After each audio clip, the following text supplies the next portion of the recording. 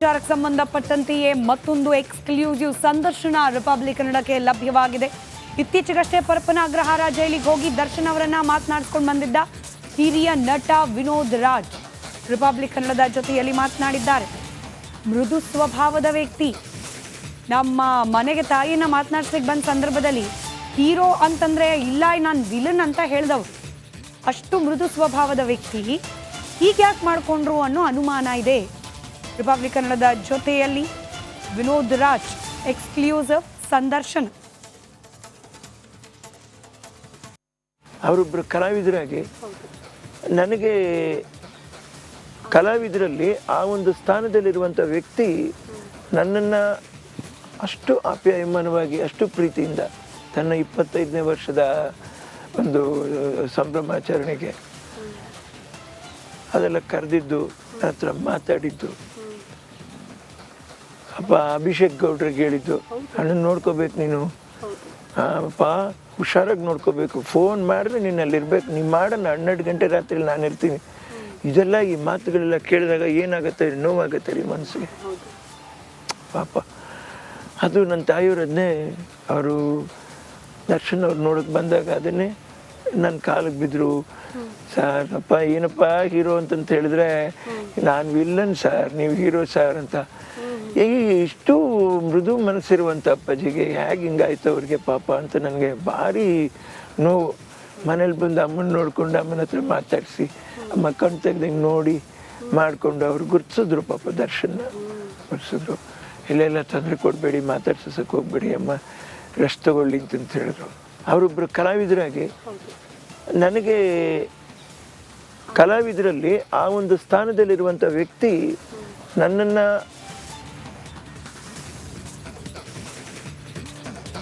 ಹಿರಿಯ ನಟ ವಿನೋದ್ ರಾಜ್ ಅವರ ಜೊತೆಗಿನ ದರ್ಶನ್ ಅವರ ಕುರಿತಾದ ಎಕ್ಸ್ಕ್ಲೂಸಿವ್ ಸಂದರ್ಶನ ರಿಪಬ್ಲಿಕ್ ಕನ್ನಡದಲ್ಲಿ 11:27 ಇವತ್ತು ಬೆಳಗ್ಗೆ 11:27 ಪ್ರಸಾರವಾಗುತ್ತೆ. ತಪ್ಪದೇ ವೀಕ್ಷಿಸಿ.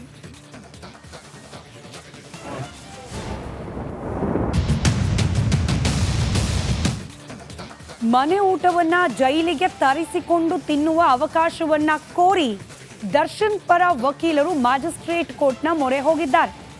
ಮನೆ ಊಟಕ್ಕೆ ಅವಕಾಶ ಕೊಡಬೇಕಾ ಬೇಡವಾ ಅನ್ನೋದರ ವಿಚಾರಣೆ ಇವತ್ತು ನ್ಯಾಯಾಲಯ ನಡೆಸೋದಿದೆ. ಮನೆ ಊಟಕ್ಕಾಗಿ ಇಷ್ಟರ ಮಟ್ಟಿಗೆ ಆಗ್ರಹಿಸಿರೋದು ಯಾಕೆ ದರ್ಶನ್ ಅನ್ನೋದಕ್ಕೆ ಸಂಬಂಧಪಟ್ಟಂತೆ ಒಂದಷ್ಟು ಎಕ್ಸ್ಕ್ಲೂಸಿವ್ ಮಾಹಿತಿ ರಿಪಬ್ಲಿಕ್ ಕನ್ನಡಕ್ಕೆ ಲಭ್ಯವಾಗಿದೆ. ಪ್ರೋಟೀನ್ ಇಲ್ಲದೆ ಸೊರಗ್ತಾ ಇದ್ದಾರಂತೆ ದರ್ಶನ್. 10 kg ತೂಕ ಕಡಿಮೆ ಆಗಿದೆಯಂತೆ.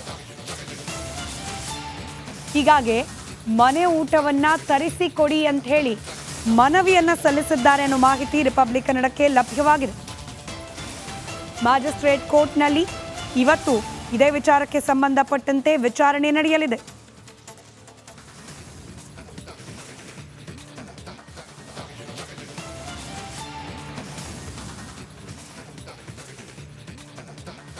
ಜೈಲಿಗೆ ಸೇರಿದ ದಿನದಿಂದ ಈವರೆಗೆ 10 kg ತೂಕ ಕಡಿಮೆ ಆಗಿದೆ ದರ್ಶನ್ ಅವರದ್ದು.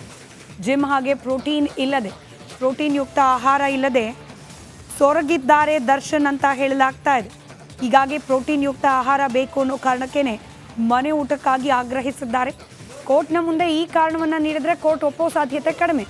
ಹೀಗಾಗಿ ಜೈಲಿನ ಊಟದಿಂದ ಅನಾರೋಗ್ಯ ಸಮಸ್ಯೆ ಅಂತ ಹೇಳಿ ಆರ್ಥೋಪೆಡಿಕ್ ಸಮಸ್ಯೆಯ ಕೆಲವೊಂದಷ್ಟು ದಾಖಲೆಗಳನ್ನು ನೀಡಿದ್ರು. ಕೋರ್ಟ್ನಲ್ಲಿ SPP ಇದ್ರ ಬಗ್ಗೆ ಪ್ರಶ್ನೆ ಕೂಡ ಮಾಡಿದ್ರು. ಇವತ್ತು ವಿಚಾರಣೆಯನ್ನು ಕಾಯ್ದಿರಿಸಿದ್ದಾರೆ. ಅವಕಾಶ ಸಿಗುತ್ತಾ ಇಲ್ವಾ ಇವತ್ತು ಗೊತ್ತಾಗುತ್ತೆ. ಮತ್ತಷ್ಟು ಡೀಟೇಲ್ಸ್ ನಮ್ಮ ಪ್ರತಿನಿಧಿ ನಾಗರಾಜ್ ನೀಡ್ತಾ ಹೋಗ್ತಾರೆ. ನೇರ ಸಂಪರ್ಕದಲ್ಲಿದ್ದಾರೆ ನಾಗರಾಜ್. ಇವತ್ತು ಮನೆ ಊಟ ಸಿಗುತ್ತಾ ಇಲ್ವಾ ಅನ್ನೋದು ನಿರ್ಧಾರ ಆಗೋ ಸಾಧ್ಯತೆ. ಈ ಪ್ರೋಟೀನ್ ಇಲ್ಲ ಅನ್ನೋ ಕಾರಣ ಬಹುಶಃ ಕೋರ್ಟ್ನ ಮುಂದೆ ಪ್ರಸ್ತಾಪ ಆಗಿರ್ಲಿಕ್ಕಿಲ್ಲ. ಇನ್ ಕೇಸ್ ಆದರೆ ಈ ರೀಸನ್ಗೆಲ್ಲ ಕೋರ್ಟ್ ಅವಕಾಶವನ್ನು ನೀಡೋ ಸಾಧ್ಯತೆ ಇದೆಯಾ ಮನೆ ಊಟಕ್ಕೆ?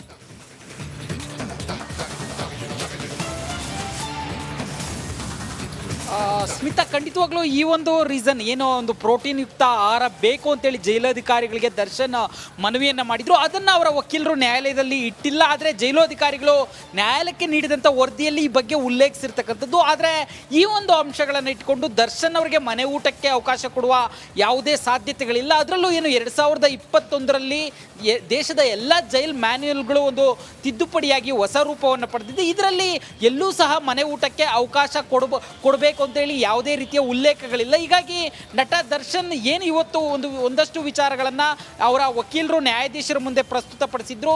ಯಾಕೆ ಇವು ಮನೆ ಊಟ ಅವಶ್ಯಕತೆ ಇದೆ, ಅವರ ದೇಹದ ಆರೋಗ್ಯದ ಮೇಲೆ ಬೀಳ್ತಾ ಇರ್ತಕ್ಕಂಥ ಪರಿಣಾಮಗಳೇನು ಅಂತೇಳಿ ನ್ಯಾಯಾಲಯಕ್ಕೆ ವಿವರಿಸಿದ್ರು. ಆ ವಿಚಾರಗಳಿಗೆ SPP ಕಡೆಯಿಂದ ತೀವ್ರ ಆಕ್ಷೇಪಣೆ ಬಂದಿದೆ. ಒಂದು ಕಡೆ ಆದರೆ ಏನು ಅವ್ರಿಗೆ ಜ್ವರ ಬಂದಿದ್ರೆ ಜ್ವರಕ್ಕೆ ಸಂಬಂಧಿಸಿದಂತೆ ಟ್ರೀಟ್ಮೆಂಟ್ ಕೊಡಲಾಗ್ತಾ ಇದೆ, ಅದಕ್ಕೆ ಹೆಚ್ಚಿನ ಆಹಾರ ಏನಾದರೂ ಅವಶ್ಯಕತೆ ಇದ್ದರೆ ಆಹಾರವನ್ನು ಜೈಲಿನಲ್ಲೇ ಕೊಡಿಸ್ಬೋದು, ಆದರೆ ಅವರಿಗೆ ಮನೆ ಊಟ ಕೊಡುವ ಅವಶ್ಯಕತೆ ಇಲ್ಲ ಅಂತೇಳಿ SPP ಅವರು ವಾದ ಮಾಡಿರ್ತಕ್ಕಂಥದ್ದು. ಈ ನಿಟ್ಟಿನಲ್ಲಿ ಏನು ಈ ಹಿಂದೆ ಕೆಲವು ಪ್ರಕರಣಗಳಲ್ಲಿ ಅದು ಏನು ಕರೀಂಲಾಲ್ ತೆಲಗಿ ಜೈಲಿನಲ್ಲಿದ್ದಾಗಿರ್ಬೋದು ಅಥವಾ ಚಾಸ್ ಶೋಭರಾಜ್ ಜೈಲಲ್ಲಿದ್ದಾಗಿರ್ಬೋದು, ಇವ್ರುಗಳಿಗೆ ವೈದ್ಯರ ಸೂಚನೆಯಂತೆ ಮನೆ ಊಟಕ್ಕೆ ಅವಕಾಶವನ್ನು ಕೊಟ್ಟಿದ್ದು ಬಿಟ್ಟರೆ ವೈದ್ಯರ ಸೂಚನೆ ಇಲ್ಲದೆ ಯಾರಿಗೂ ಸಹ ಮನೆ ಊಟವನ್ನು ಕೊಡೋ ಸಾಧ್ಯತೆಗಳು ತೀರಾ ಕಡಿಮೆ ಇರತಕ್ಕಂಥದ್ದು. ಹೀಗಾಗಿ ದರ್ಶನ್ಗೆ ಇವತ್ತು ಏನು ಅವರ ಅಂಶಗಳನ್ನು ಇಟ್ಟು ಒಂದು ಮನೆ ಊಟಕ್ಕೆ ಅವಕಾಶವನ್ನು ಕೇಳಿದರೆ ಅದನ್ನು ಕೋರ್ಟ್ ಪರಿಗಣನೆಗೆ ತೆಗೆದುಕೊಳ್ಳುವ ಸಾಧ್ಯತೆ ತೀರಾ ಕಡಿಮೆ ಇದೆ ಅನ್ನೋ ಮಾತುಗಳು ಕೇಳಿ ಬರ್ತಾ ಇರ್ತಕ್ಕಂಥದ್ದು. ಸ್ಮಿತಾ.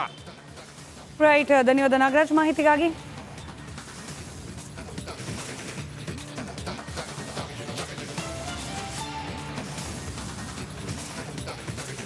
ದರ್ಶನ್ ವಿಚಾರಕ್ಕೆ ಸಂಬಂಧಪಟ್ಟಂತ ಮತ್ತೊಂದು ಮೆಗಾ ಎಕ್ಸ್ಕ್ಲೂಸಿವ್ ಮಾಹಿತಿ. ದರ್ಶನ್ ವಿಚಾರದಲ್ಲಿ ಸ್ವತಃ ಅವರೇ ಆಡಿದ್ದ ಮಾತು ನಿಜವಾದಂತಿದೆ. ಮತ್ತೆ ಬರ್ತೀನಿ ಅಂತ ಹೇಳಿದ್ರಂತೆ ದರ್ಶನ್. 2011ರಲ್ಲಿ ಪತ್ನಿ ಮೇಲೆ ಹೊಡೆದ ವಿಚಾರಕ್ಕೆ ಸಂಬಂಧಪಟ್ಟಂತೆ, ಹಲ್ಲೆ ಮಾಡಿದ ವಿಚಾರಕ್ಕೆ ಸಂಬಂಧಪಟ್ಟಂತೆ ಜೈಲು ಪಾಲಾಗಿದ್ರು ದರ್ಶನ್. ಆ ಸಂದರ್ಭದಲ್ಲಿ ಜೈಲಿನಿಂದ ವಾಪಸ್ ಹೋಗುವಾಗ ಮತ್ತೆ ಬರ್ತೀನಿ ಅಂತ ಹೇಳಿ ಹೋಗಿದ್ರಂತೆ ದರ್ಶನ್. 2011ರಲ್ಲಿ ಜೈಲಿನಲ್ಲಿದ್ದ ಸಂದರ್ಭದಲ್ಲಿದ್ದ ಅನುಭವದ ಬಗ್ಗೆ ಜೈಲಾಧಿಕಾರಿ ಸತೀಶ್ ರಿಪಬ್ಲಿಕ್ ಕನ್ನಡದ ಜೊತೆಯಲ್ಲಿ ಮಾತನಾಡಿದ್ದಾರೆ.